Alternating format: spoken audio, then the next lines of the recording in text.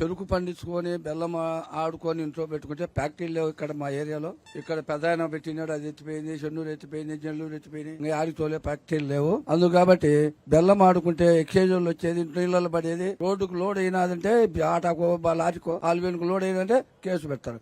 ఎన్ని లారీలు నంద్యాల, గిద్దలూరు, మార్కాపురం, మైదుకూరు ఎన్నో లారీ ఆటోలు నిలబడి ఉన్నాయి. నష్టపోతున్నాం. దానికి ఈ ప్రభుత్వం వచ్చి మాకు సాయం చేసి ఆ మార్గం అమ్ముకునే దానికి మాకు లైసెన్స్. ఇప్పుడు నల్ల బెల్లం విషయంలో చంద్రబాబు నాయుడు గారు ముఖ్యమంత్రిగా ఉన్నప్పుడు కేబినెట్ మీటింగ్ లో డిస్కషన్ వచ్చింది.